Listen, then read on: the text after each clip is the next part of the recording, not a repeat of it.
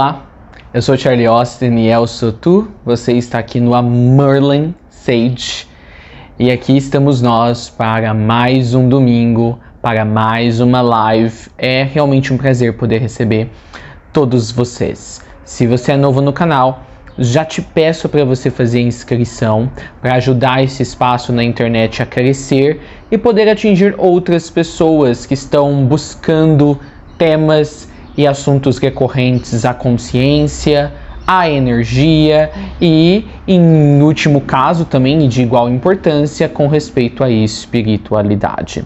Nunca se esqueça de que o amor vive no mundo através de você. E hoje eu quero falar sobre o Mestre Guia. Esse vai ser o tema da nossa live desse domingo. O Mestre Guia. E a definição simples que eu vou dar de quem é esse Mestre Guia é Kalki. Kalki, que será um avatar que ainda não nasceu, avatar este do Senhor Vishnu. Uma coisa em particular de todos os avatares do Senhor Vishnu é que sempre quando eles se manifestaram no mundo da forma, isso quer dizer no mundo físico, eles vieram com um único e muito claro objetivo: restaurar o fluxo universal. O que as pessoas chamariam dualisticamente de restaurar o bem, acabar com o mal, acabar com a injustiça. E os avatares do Senhor Vishnu nunca pouparam nenhum esforço nas encarnações em que tiveram, em que estavam aqui, para que isso fosse conseguido, isso fosse alcançado. Kalki é o último avatar do Senhor Vishnu. E Kalki é o grande mestre guia. Será Kalki que finalizará o experimento Terra como uma escola de evolução. O nascimento dele ainda está muito tempo no futuro, muito além desse período atual, que a Terra está passando de transição planetária, e àquela altura, esse último avatar do Senhor Vishnu nascerá na cidade maravilhosa de Shambhala, também conhecida como Shangri-La, que nada mais é do que a capital do governo espiritual da Terra. Cidade essa que se encontra na 7ª dimensão, na esfera ou na orbe máxima de existência do nosso planeta, que é o sistema planetário Terra. Quando Kalki, o mestre guia, reaparecer, a Terra já nem mais terá todas as eras de alma àquela altura. E para tu entender de eras de alma, você precisa assistir alguns conteúdos anteriormente exclusivos da mentoria que eu disponibilizei recentemente aqui no canal. Você vai lá poder ver um pouquinho nesses vídeos sobre os ensinamentos da entidade Michael. Lá fala das eras encarnatórias da alma. São várias as almas encarnadas no planeta. Elas mesmas se dividem no seu planejamento encarnatório na Sansara em eras diferentes, conforme vão completando cada era essa com várias vidas dentro. Elas então podem avançar para a próxima era, até chegarem, algumas poucas almas, à era que nós chamamos de almas transcendentais. Então, Kalki, esse avatar do Senhor Vishnu, virá na última, digamos assim, no último período, no futuro da história da Terra, onde ainda teremos a experiência desse planeta funcionar como um laboratório para seres divinos encarnarem como seres humanos, como seres físicos, e experimentarem certas coisas que de outra maneira não existem em planos excelsos. E por que ele vai vir e ele vai finalizar o processo da Terra, esse capítulo da Terra de milhões de anos como uma escola de evolução? Porque àquela altura, algumas eras de almas, como a era de alma bebê, a era de alma criança, a era de alma jovem, tá? A era de alma madura nem mais existirá. Nós só teremos encarnados no planeta naquela ocasião almas velhas. Tem ainda algumas poucas almas adultas, né? E a boa parte de toda a população vai ser almas velhas. Velhas, tá, gente? Quando eu falo velhas, almas adultas, isso em relação, tá, às divisões que existem de nível de encarnação na roda da Sansara, tá? Porque a alma em si, fora de um veículo físico, ela é eterna, ela é multidimensional. Então a gente está falando de um ponto de vista aqui linear, organizando didaticamente, tá? É claro que esse didatismo ele perde sentido e ele não se sustenta como uma verdade absoluta quando você entende o processo encarnacional fora da dualidade ou fora da percepção física limitada. Um exemplo disso, pra você ter uma ideia, por exemplo, as pessoas ouvem muito, aqui já ouviram muito falar no canal de chamas gêmeas. O que são chamas gêmeas? A gente pode falar que chamas gêmeas são a mesma alma em dois corpos diferentes, e isso pode levar para um lado que não está totalmente errado, que eu mesmo já falei várias vezes, de que a metade dessa alma, né, a alma se polarizou nas suas duas grandes polaridades, e uma polaridade, ou seja, uma metade dela encarnou num corpo e outra encarnou num outro corpo. Essa é uma explicação. Mas se você for ver num nível mais aprofundado e mais complexo do que são chamas gêmeas nada mais são do que uma alma tendo duas encarnações simultâneas numa mesma linha de tempo. É isso. E você vai falar, tá, eu entendi. Qual que é a diferença, Charlie, dessa primeira explicação para a segunda explicação? É que a gente, por exemplo, pensa, que a nossa última vida, tá? A nossa última encarnação no planeta foi num período histórico antes desse atual. Certo? A gente imaginaria dessa maneira, que a progressão das nossas vidas simultâneas, elas são enfileiradas. Tem que ter uma primeiro para outra estar acontecendo no planeta. E é sempre em progressão com a história de tempo linear do planeta. Então assim, se a sua última encarnação, sei lá, foi no século 20, então as pessoas imaginam que a próxima encarnação delas no planeta não teria como ser no mesmo século, ou seria no final desse século ou já no próximo século. Não daria para ser no mesmo período de tempo que tu teve aquela encarnação, a última, certo? Mas isso é um conceito limitado, porque fora do tempo onde nós planejamos nossa encarnação, fora da experiência física, tá? Você tem acesso a toda a linha do tempo da Terra, passado, presente e futuro.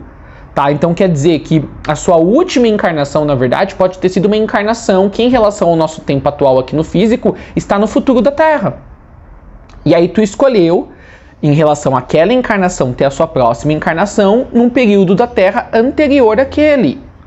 Ou, como no caso de chamas gêmeas, você pode escolher ter duas encarnações simultâneas no mesmo período de tempo na Terra. E são isso que chamas gêmeas são. É você mesmo em dois corpos simultaneamente. Porque veja, se você pode ter várias encarnações simultâneas de si mesmo em tempos diferentes da Terra, estão acontecendo simultaneamente. Uma no passado, uma agora, uma no futuro da Terra, tá? O que impediria a tua alma de ela planejar duas encarnações para acontecerem numa mesma linha temporal, no mesmo período de tempo? Nada.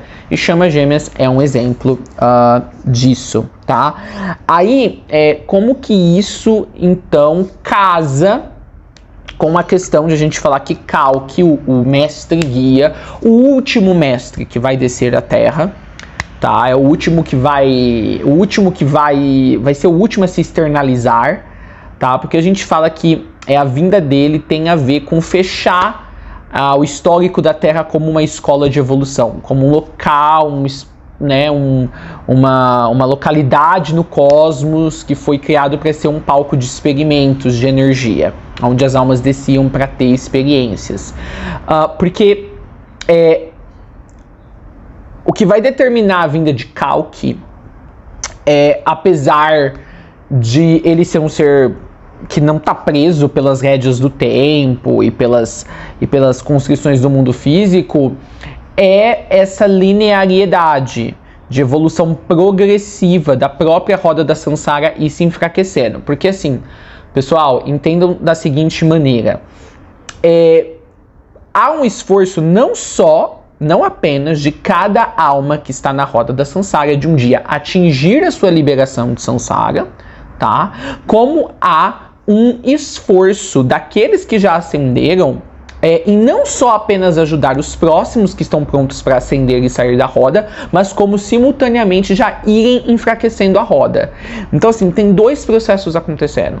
Tem aqueles que se iluminam e ficam no planeta, ou depois de um tempo voltam para o planeta para ajudar aqueles que estão prontos para também se iluminar. Então tem um apoio personalizado, individualizado, para aqueles que querem atingir a ascensão. E esses mesmos que ensinam indivíduos através de ashrams, mentorias, no passado, por exemplo, a gente tinha as escolas de mistério, eles também trabalham conjuntamente como uma consciência de colmeia, como uma consciência coletiva, baseada no amor e na compaixão e na paz, para enfraquecer o sistema que aprisiona as almas que estão nele, que é a roda da Sansara. Sistema esse co-criado pelas formas mentais e pelos glamours e pela estagnação energética daquelas almas. Porque assim, as almas que estão em Sansara, elas co-criam Sansara, tá? Então assim, é um trabalho duplo, certo? Então tu ajuda quem precisa se iluminar, e tu também ajuda de fora da linha do tempo, da linearidade, tá? Do tempo como nós entendemos aqui de maneira prática no mundo físico, a ir enfraquecendo essa estrutura aprisionante. Só que aí tem o detalhe que eu falei. Kalki, ele, apesar de ele ser um ser que está fora do tempo, então ele já consegue visualizar, né? Na verdade, o Sr. Vishnu, ele já consegue observar como existente o ponto dentro da linha temporal da Terra, onde ele vai encarnar como, né, através do seu avatar Kalki. Então isso já existe. Ele está esperando essa linha do tempo linear se desenrolar até aquele ponto em específico em que ele vai se inserir na narrativa planetária. É basicamente isso, porque assim, gente, tudo no futuro já existe agora, tá? Já todas as eras futuras que a Terra ainda vai ter, quer seja como uma escola de evolução ou não, já existem simultaneamente, tá? Então já existem os pontos específicos, as bolhas de experiência. O que às vezes ainda não tem é o caminho, é o ponto do A até o B, do B até o C, do C até o D, do D até o E, que explicaria linearmente e através de uma logicalidade mental humana como nós somos de um ponto de progressão de evolução ao outro. Então o que é louco disso tudo que eu tô falando para vocês? É que assim, apesar de quem está fora do plano físico, tá? Saber que a linha de tempo da Terra, tá? Essa linha assim, sendo posto evento após evento, essa linearidade, tá? Como a gente entende aqui no mundo físico, parecer assim apenas para quem está no mundo físico, principalmente se não está acordado, e do lado de fora, estando fora do plano físico, essa linha não é uma linha.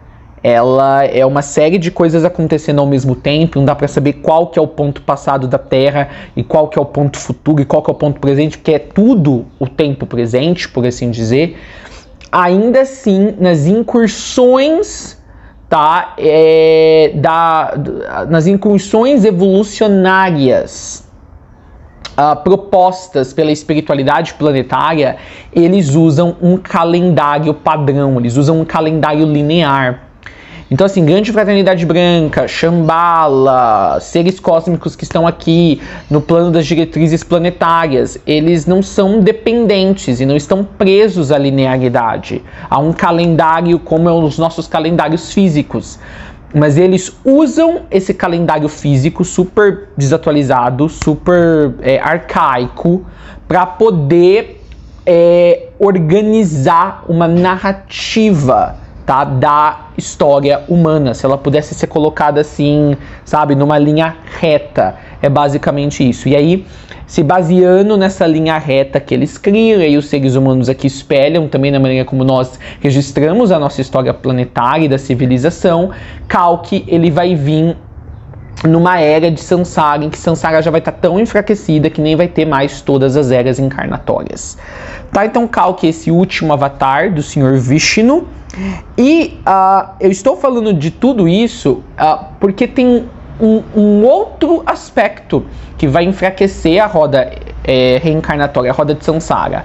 É as pessoas que estão ascendendo individualmente com a ajuda dos que já se iluminaram, os seres iluminados ajudando essas primeiras e também enfraquecendo o próprio sistema que as aprisiona, porque se o sistema enfraquece, mais pessoas acordam para a necessidade de se iluminarem. E é também a cronofobia, tá? A cronofobia basicamente quer dizer medo do tempo.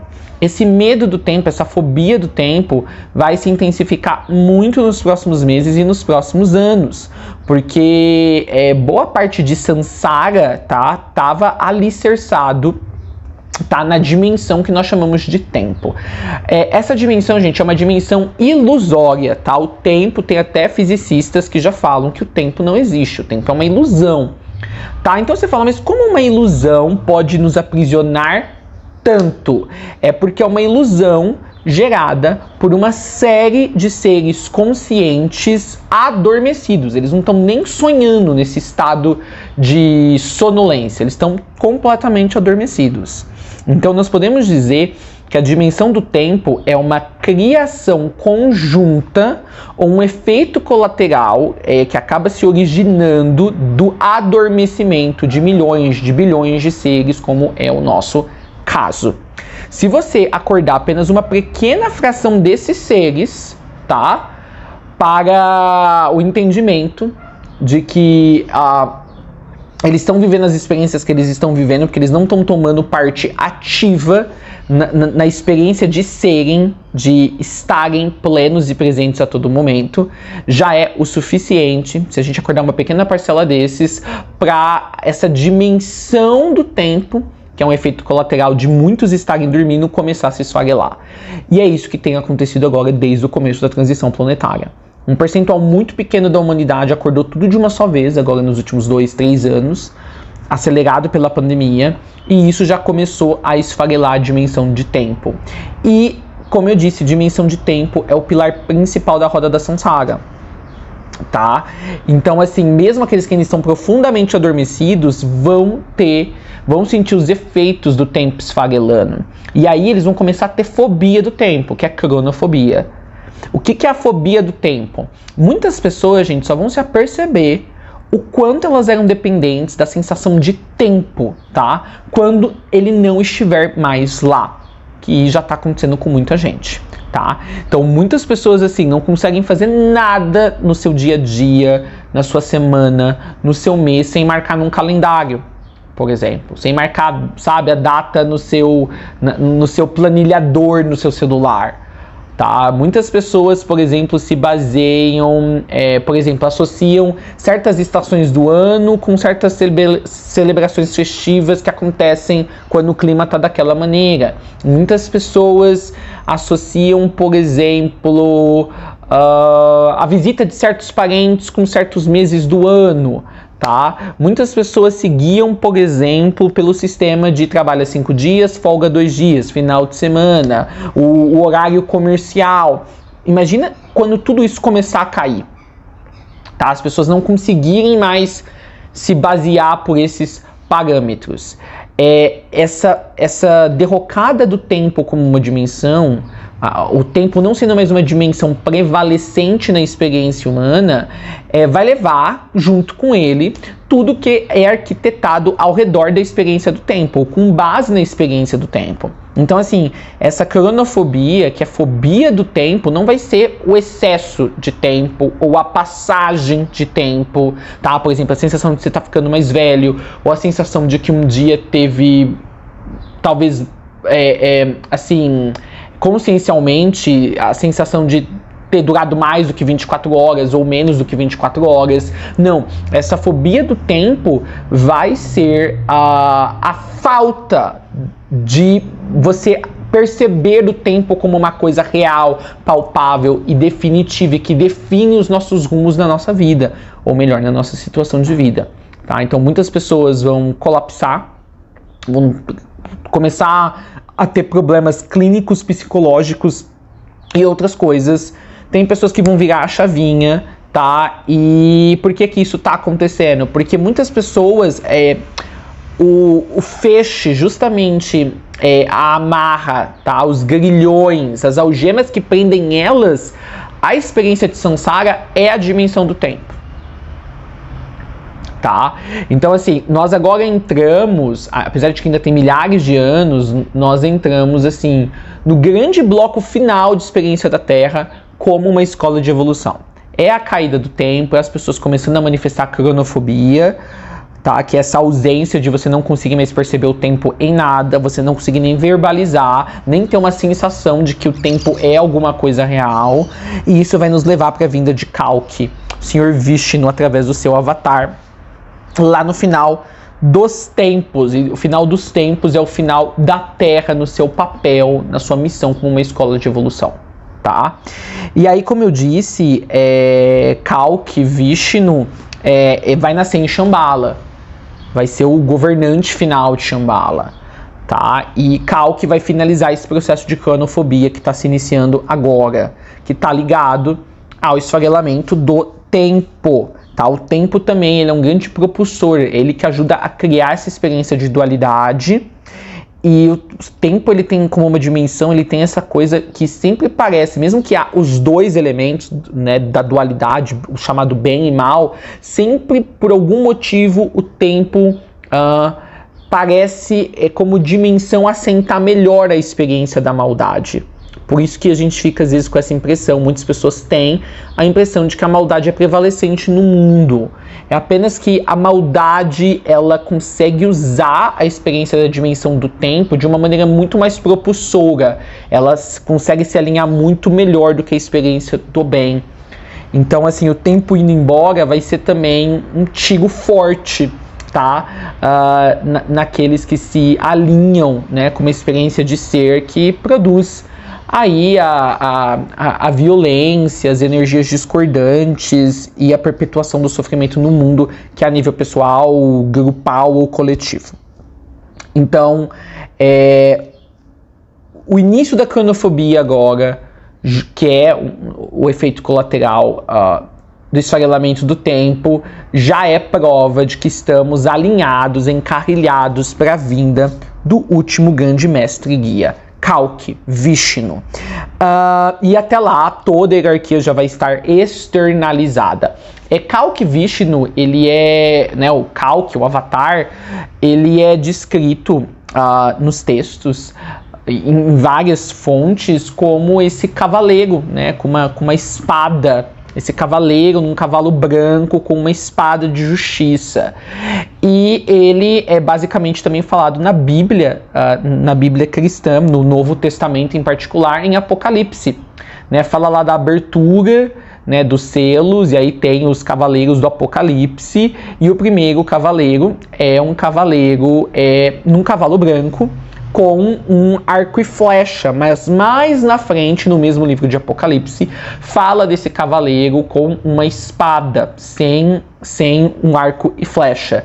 E as duas referências são muito provavelmente referências a Kalki, tá? O grande e final avatar do Senhor Vishnu, que já teve muitos outros avatares com muitos outros nomes, tá? Então, assim, Apocalipse lá na Bíblia não está falando do fim dos tempos, que é o fim, tá, da experiência da Terra como uma escola de evolução nos termos e parâmetros que nós tivemos agora nos últimos 260 mil anos. Ali é o fim dos tempos de todos os tempos, tá? É o fim de todos os tempos que compreenderam, ou que foram, assim, todos os capítulos de uma experiência muito maior que era a Terra como uma escola de evolução. Tá? Então não é esse fim dos tempos que nós estamos atravessando agora, que na verdade é o fim apenas de uma regência de 2000 anos, tá? O que foi uma troca de regentes, saiu Sananda e Nara e entrou Saint-Germain e Portia, e também é o fim de um ciclo pequenininho de 260 mil anos, e pequenininho em comparação com as outras eras da Terra, este ciclo menor estando dentro apenas de uma grande era, e são todas essas grandes eras que juntas formam apenas capítulos de apenas também um único bloco, dentre muitos blocos dentro do livro que conta a história da Terra. Tá, então todas as eras da Terra são capítulos no bloco de um livro da história da Terra, que é a Terra sendo uma escola de evolução. Tá? Então a Terra vai continuar a existir depois da vinda de Kalki, mas não mais nessa função de escola de evolução. Ok. E aí o que a gente tem que entender? É interessante a gente entender aqui sobre Shambhala. Shambhala é chamada Terra de Mil Nomes, né?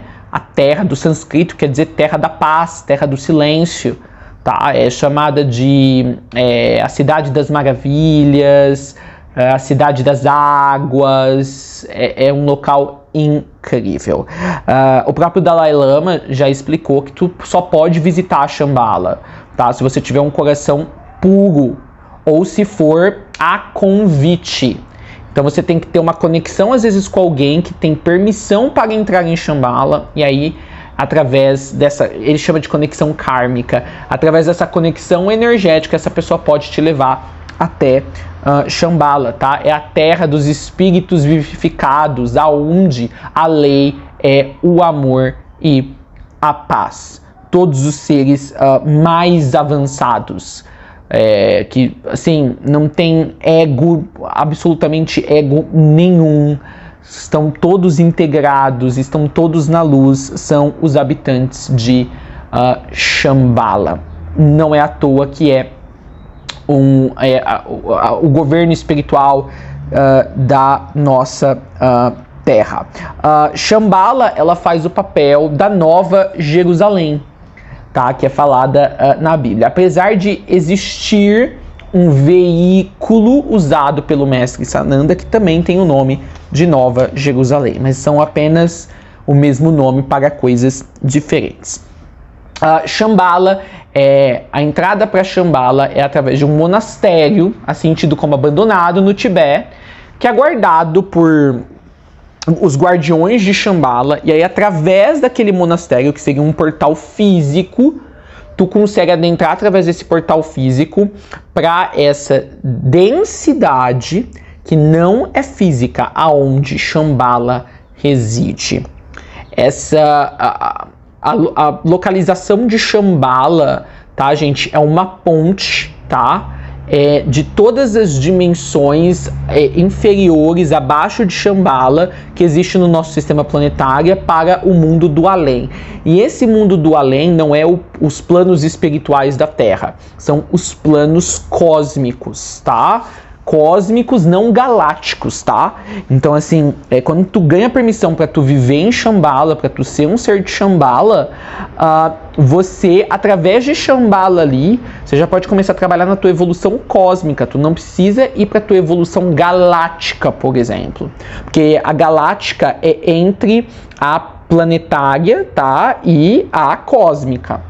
Então a cósmica é ainda mais avançada. Então pessoas que ascensionam e ficam debaixo da chamada grande fraternidade branca, eles estão nos níveis máximos de existência dentro do sistema planetário, mas vão provavelmente trabalhar uma evolução assim mais em escadinha, vão passar por um nível intermediário que é um nível galáctico. E quem vai para Shambhala pela sua pureza já pode ir direto trabalhando na sua evolução cósmica. Então Shambhala não conecta o nível máximo do nosso sistema planetário com o meio de evolução intermediário que é o galáctico. Já te leva a um passo ainda além ao nível cósmico. E aí é esse nível cósmico que é chamado de o além. Tá? Então, assim, engraçado, né? O além para nós, o mundo do além, o mundo do lado de lá, né? Como a gente fala, do outro lado do véu, é os níveis espirituais, invisíveis do nosso planeta. Quarta dimensão, quinta dimensão, sexta, sétima. E para quem tá em Shambhala, o além para eles é o nível cósmico. Olha que coisa incrível, como... Dependendo da tua percepção, em que estágio de evolução você está, sempre é ressignificado o que é o além para você, o que é o a mais, o que é o mais avançado, muda completamente de figura. E a coruja, não sei se vocês estão ouvindo, a coruja que estava cantando aqui no fundo, realmente concorda comigo, tá? Então assim, as pessoas que vão comigo para Shambhala, desculpa gente, eu bati aqui na tela. As pessoas que vão comigo para Shambhala é realmente um privilégio, porque até recentemente a gente não podia levar ninguém para as câmaras de cura em Shambhala. E assim, o problema de levar as pessoas para as câmaras de cura em Shambhala é que assim, não é algo que alguém de Shambhala pode vir e treinar um ser humano que já ascensionou ou um ser humano que está ascensionando. Não, você tem que ter uma conexão direta com alguma linhagem real em Shambhala, tá? Pra aí eles te escolherem e você ser treinado. Por exemplo, tem eu e tem mais 2 pessoas no planeta que levam pessoas para câmaras de cura em Shambhala. 52 câmaras que nós temos lá. Então é um privilégio imenso poder receber essa evolução através da tecnologia shambhaliana que nós temos. Shambhala também é conhecido como Shangri-La, tá? Então assim, entendam, gente. Muitas pessoas durante muito tempo procuraram Shambhala como um lugar físico, tá? Shambhala não é um lugar físico, é uma dimensão desprendida, tá? Até mesmo estando na sétima, ela sendo de consciência de 7ª dimensão, ela mesmo dentro da camada da 7ª dimensão, ela tá meio deslocada. Então Shambhala é meio uma cidade voadora. Além de ela ser etérica, de nível de dimensão 7, tá? Mesmo nessa dimensão, ela é viajante. Ela está sempre se movendo.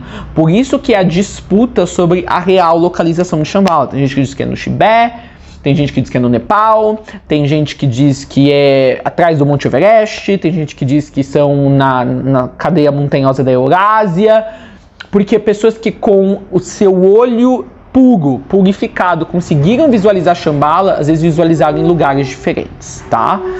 Assim, meio que identificaram a cidade quando ela estava passando por ali. E aí vem o detalhe. Mas peraí, eles viram fisicamente, mas não é uma cidade etérica, Charlie? Então, essa é uma cidade etérica. Mas quando tu tem desenvolvido o seu olho interior, tá? Se você estiver numa localização geográfica onde a cidade esteja, né, como densidade, se interpolando com aquele espaço físico, você vai conseguir observar, vai aparecer como algo tão físico quanto uma localidade, uma cidade física real. Tá? Então, o Shambhala é uma cidade etérica, é a principal cidade do nosso sistema planetário. Ela se move, ela não fica presa num lugar, porque ela é uma densidade de consciência, ok? E quando você consegue ver, você tem um olho espiritual super desenvolvido, você vê ela como se fosse algo físico. Mas ainda assim, ela tem a sua propriedade etérica. Então, é uma cidade inteira, uma população inteira que consegue densificar essa etericidade como algo material, tá? Mas o determinante não é em si a própria habilidade da cidade de se terraformar para uma dimensão de materialidade e de percepção diferente. Tem a ver com aqueles que se deparam com a natureza etérica da cidade e tem um centro de poder desenvolvido o suficiente para conseguir enxergá-la e aí vê-la nos aspectos que você veria, como são os aspectos de coisas materiais e físicas. Muito bom. Então assim, acho que eu nunca expliquei com essa terminologia, com essa clareza sobre Shambhala. E aí tem uma coisa muito legal, né? Nós temos o Buda, tá? Shakyamuni, tá? Um grande Buda que ele, a pedido do rei, tá? Shushandra de Shambhala, ele trouxe para nós, ele trouxe para a humanidade a Kala Chakra, que está conectada com o budismo tibetano, tá? A Kala Chakra, que é uma série de ensinos esotéricos, tá? Nós vamos ter aí o Hinayana, o Mahayana, aí o Hinayana mesmo, né? Ele vai ser dividido em alguns veículos. Nós temos aí o Prateya Budas, tá? Nós temos também o Chavrakas, como alguns chamam, tá? E eu não vou entrar nesses detalhes aqui com vocês, porque assim, é um sistema esotérico muito complexo, e eu sei que vocês já têm as complexidades da sua vida no mundo no mundo físico. E mesmo que aqueles que estão na mentoria estão avançando espiritualmente, mesmo a gente simplificando, trazendo numa linguagem acessível, usando ilustrações, ainda assim, simplificando ao máximo, na medida do possível do que dá para simplificar, é complexo para vocês. Mesmo aquilo que já está mastigado, já está colocado de uma maneira que possa fazer sentido para o maior número de pessoas. Mas o Kala Chakra é aquele grupo de ensinos esotéricos que faz você ir direto, tá, para a Terra da Pureza, para Shambhala. E é interessante eu trazer aqui uma sumarização, um grande resumo, tá, do Kala Chakra. E aí, como que eu vou fazer isso? Eu vou agora chamar um grande amigo meu que vai falar para vocês sobre o Kala Chakra. Vocês apenas se conectarem com a percepção, tá, desse compêndio de ensinos esotéricos já é o suficiente para você adentrar nessa esfera de experiência do Kala Chakra e vocês já começarem agora a cavalgarem com o último Kalki, com o grande Cristo, tá, que é o Senhor Vishnu, quando ele vier para finalizar a história da Terra como um espaço de experimentos, de evolução, como uma escola que vai ser basicamente fechar as portas da Terra como um local que as almas podem vir, encarnar e ter experiências, e aí a Terra vai ganhar uma outra ressignificação no universo naquela altura. Então, eu vou pedir para vocês respirarem, tá, profundamente.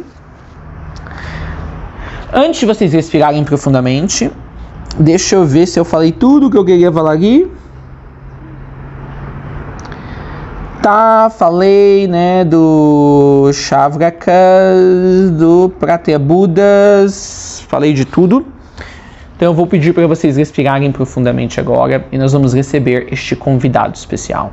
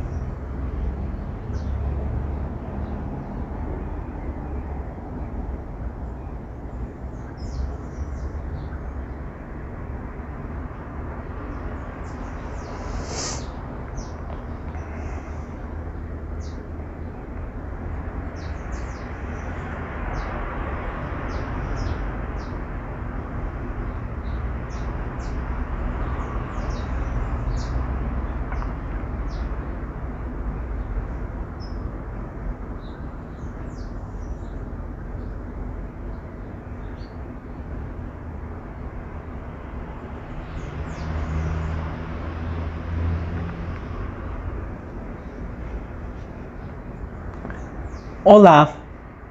Na nossa apresentação sobre Kala Chakra, gostaria de reafirmar que é realmente belo vocês estarem se esforçando pelo presente dos presentes, pela a oferta das ofertas, pelo reconhecimento que já tiveram e que continuam ou com assiduidade vêm a receber, de que apenas a paz pode trazer um universo gracioso, uma presença de vida e experiência da mesma que não é supérflua, uma oportunidade de tocar aqueles ao seu redor e mostrarem que a vida é muito valiosa para ser desperdiçada. Não deveria haver associação entre desperdiçar qualquer que seja o tipo de desperdício e a experiência de enxergar você como uma vida atuante em qualquer nível.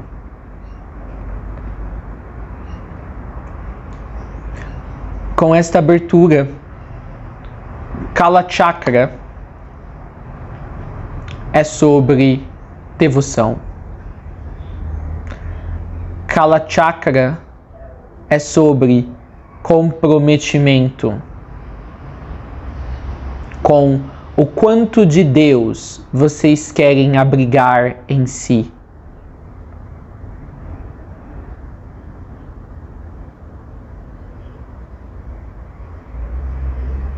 Kala Chakra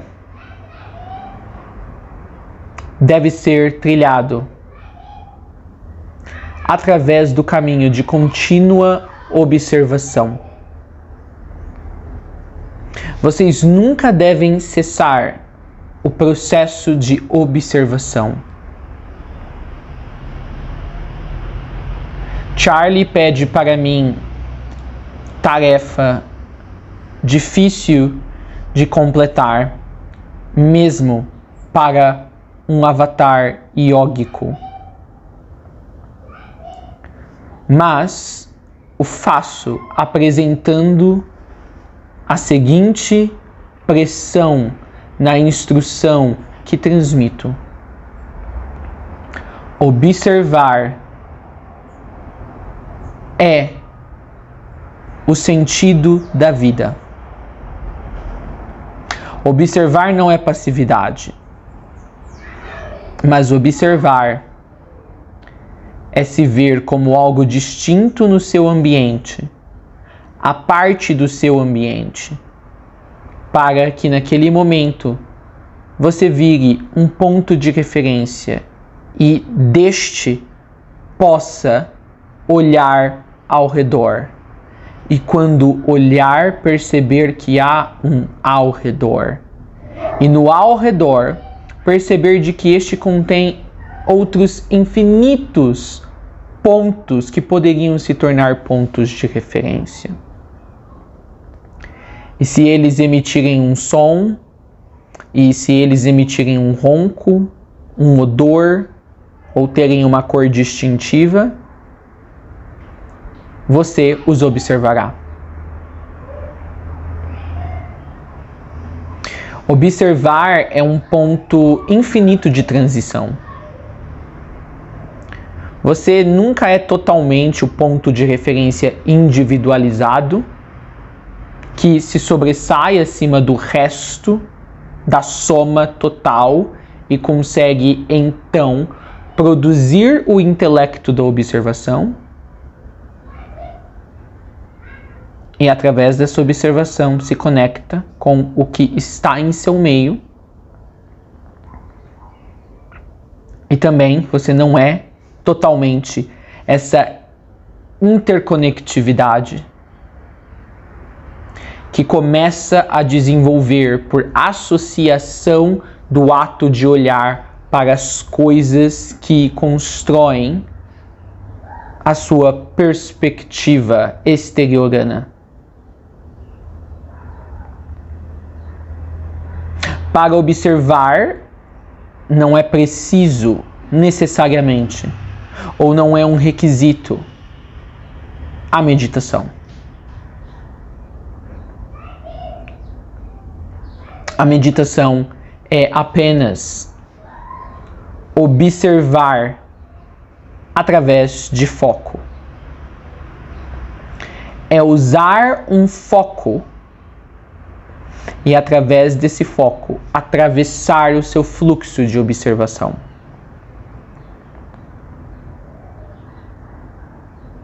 Observar não deve ser feito também para ganhar conhecimento de si, de outros ou daquilo que está ao seu redor.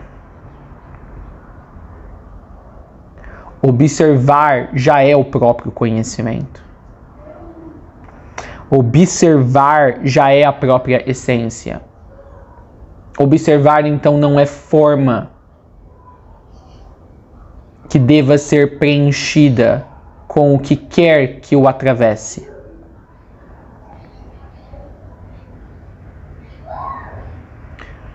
Observação é o mérito a ser obtido e mantido durante todas as iniciações pertinentes ao Kala Chakra.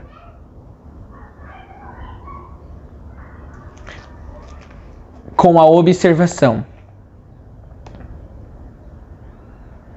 é trazida uma percepção tão imensa, tão acuída, isso quer dizer tão nuançada, tão textural.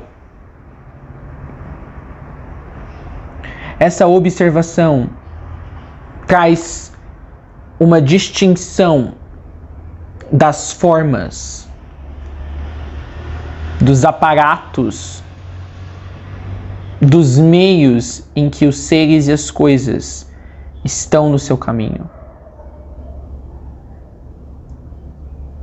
Que no ponto mais profundo dessa observação há uma ruptura ou quebra entre essa tamanha distinção, entre esses tamanhos vincos que você vê, que são as delimitações que fazem um objeto terminar aqui e logo aqui o outro começar.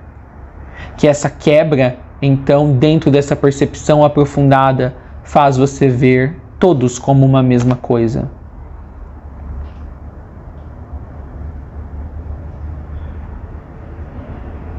Então, essa observação acuída, aprofundada, leva a um senso tropego, mas muito necessário, a um senso de não percepção. E nesse senso de não percepção das coisas como coisas em si, identitárias, individualizadas e aparentemente separadas, não há nada então para se apegar.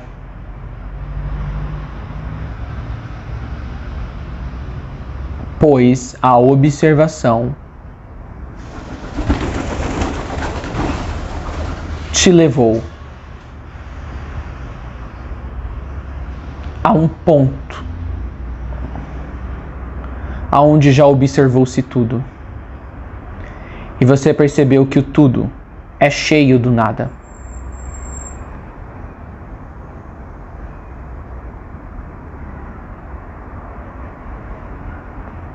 Observação é o caminho para a desmaterialização da necessidade de haver necessidade, desejo ou apego.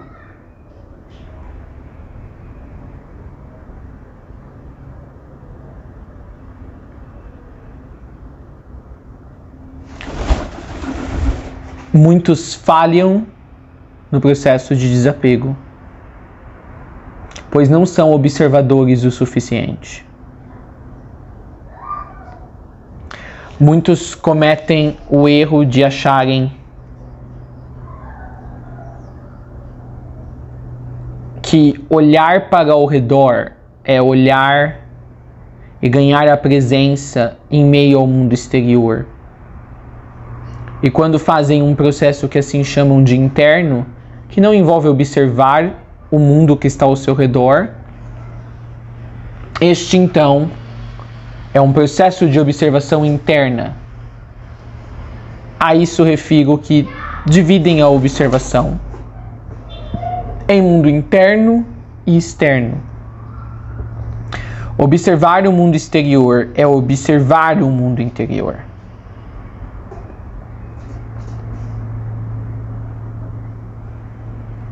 Então, observação, desmaterialização da necessidade, do desejo e do apego. E outra parte importante.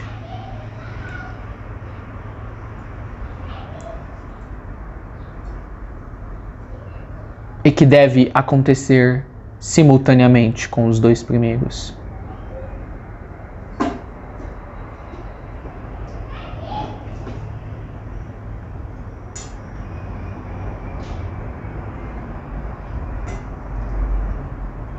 É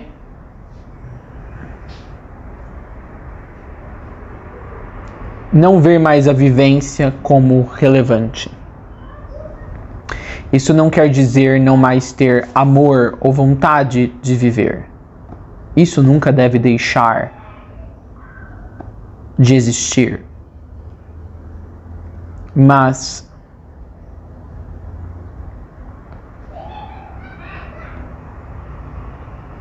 saber que o corpo é apenas o corpo.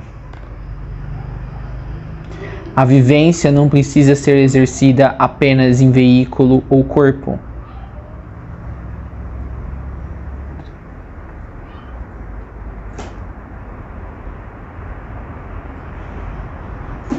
E de que você não é definido pelo corpo. Sua existência não está no corpo. Sua existência, então, não deve ser ditada pelo corpo. Qualquer corpo. Não apenas o corpo físico, os corpos sutis. Assim também.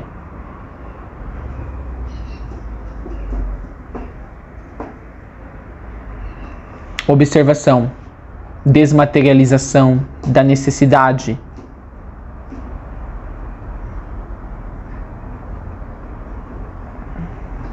Apego e desejo.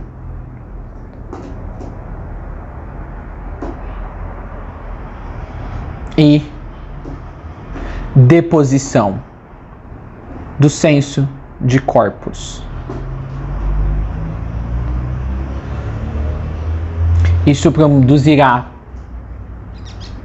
algo próximo do que vocês chamariam de gnose, de conhecimento.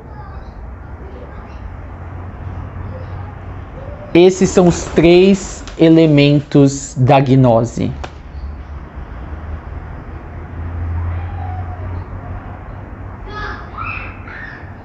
E esta gnose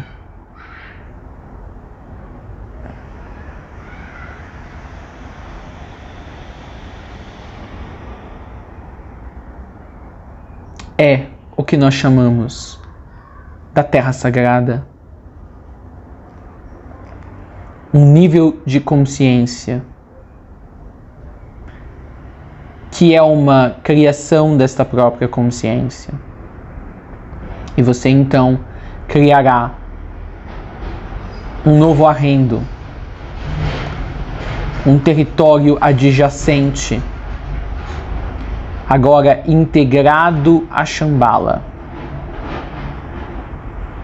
Parte recentemente adicionada de Shambhala.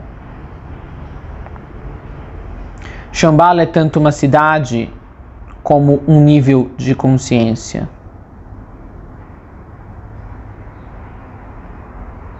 Shambhala é o jardim do Éden, o jardim secreto. Shambhala é sua nova Jerusalém. Shambhala é o reino de Deus dentro do coração. Shambhala é o governo dos governos. Shambhala é a gnose, o conhecimento,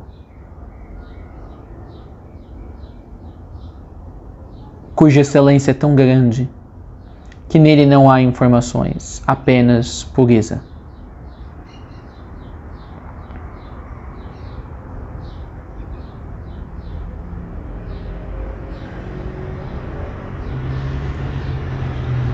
Sejam observadores.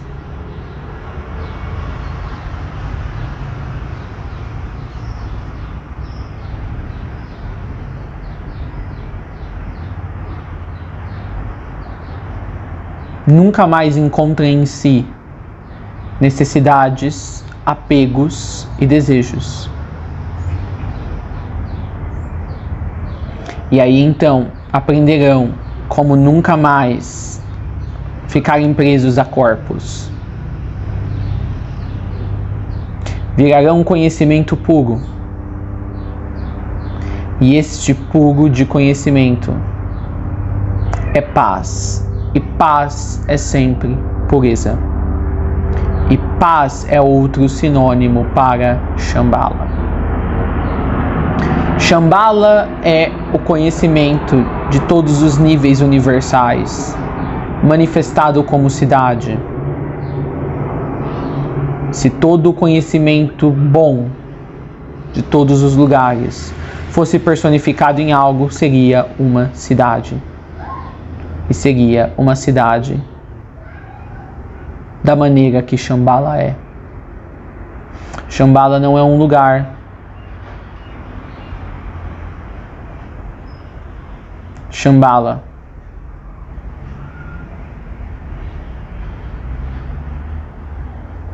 é a sabedoria intensamente calma de que a pureza nunca pode ser abalada e de que a pureza é apenas alcançada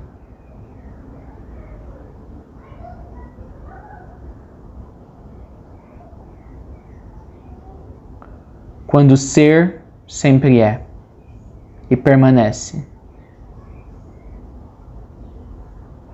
e quando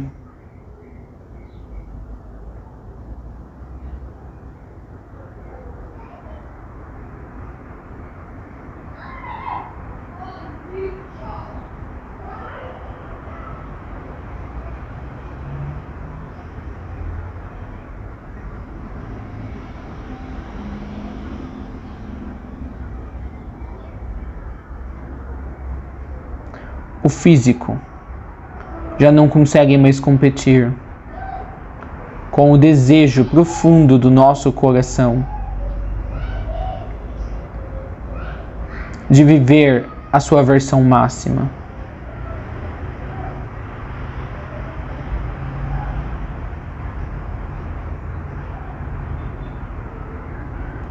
Que será e é a pureza em tudo que tu te tocas, tudo que toca você.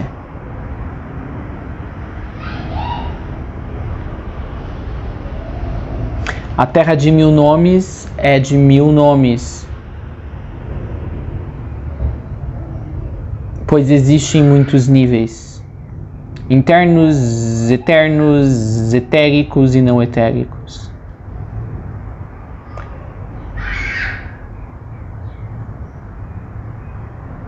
Shambhala é o grande mestre guia Enquanto a personificação de Shambhala agora como uma pessoa, a pureza personificada Kalki, Vishnu não chega.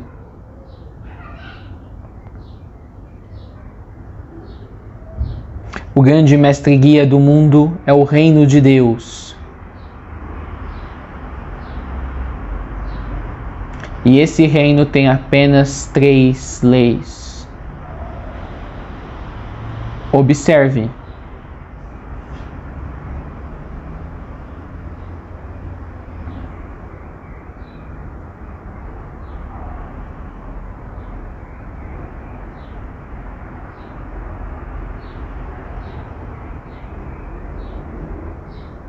Solte.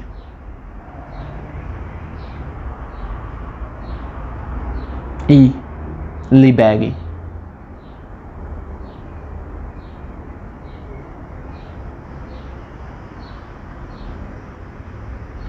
Babaji, deixe-os com muito amor.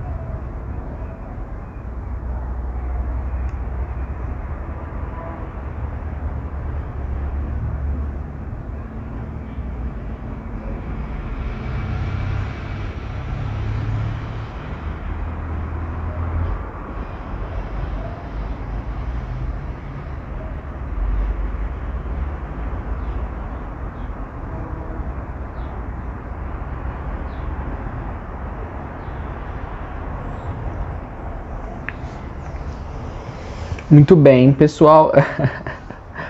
Ai, gente, minha cabeça está coçando. Não por causa da canalização. Tá coçando porque as pombas estavam aqui, né, voando na minha cabeça. Espero que eu não tenha pegado um piolho de pomba, sabe? Mas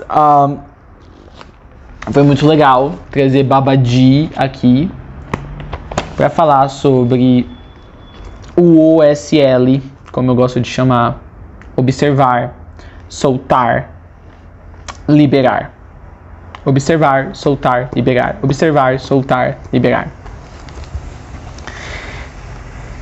E é isso, esse é o grande mestre guia. É Shambhala, é todos aqueles que vêm de Shambhala, são todos aqueles que acessam Shambhala, se tornam parte de Shambhala, se unem a Shambhala. Eu diria que o grande mestre guia é o OSL. Os 3 grandes mestres que, unidos, viram um único grande mestre guia: observar, soltar, que é o mesmo do que relaxar e liberar. E eu gosto de colocá-los assim, com outros sinônimos. Observar seria estar presente. Soltar seria relaxar. E liberar seria viver.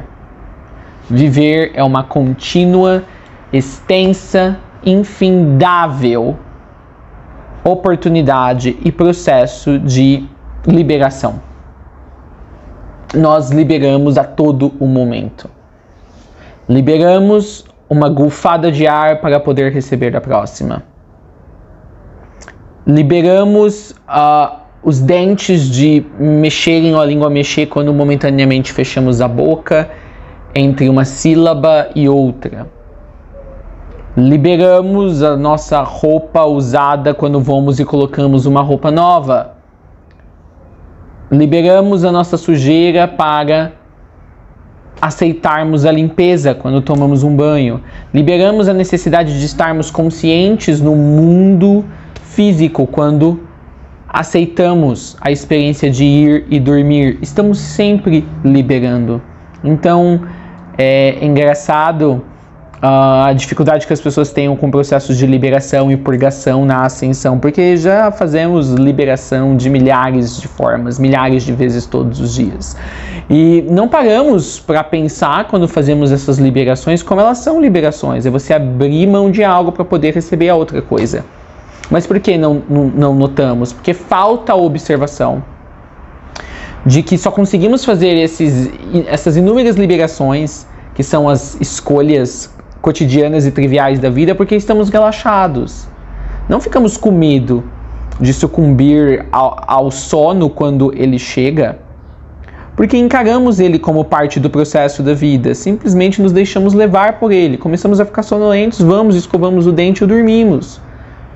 Não ficamos com medo quando bate a fome, porque ainda não preparamos uma comida. Aceitamos a experiência, vamos e agimos de acordo.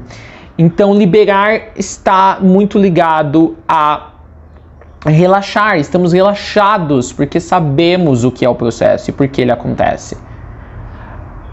E aí, se o relaxamento vem dessa observação, de que é tudo parte conectada, são todas partes conectadas uma com as outras. E de que a consciência sempre permanece intacta, de uma para a outra.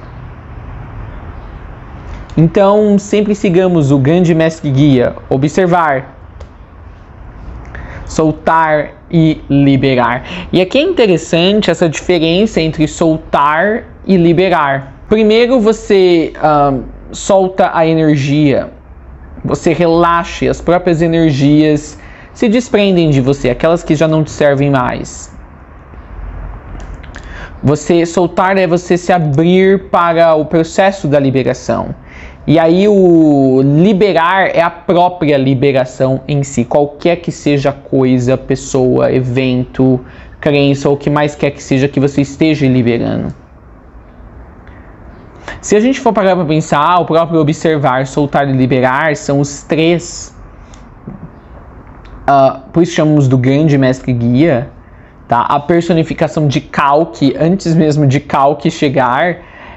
Por isso que nós falamos que são os três um grande processo de liberação, em 3 estágios.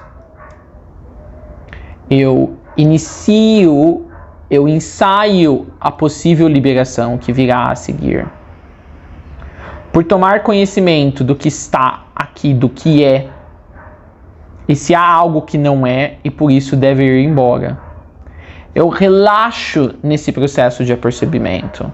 E quando eu vejo, estou apenas apercebido do que é permanente, e o que não é, já foi embora, de tão relaxado que eu fiquei.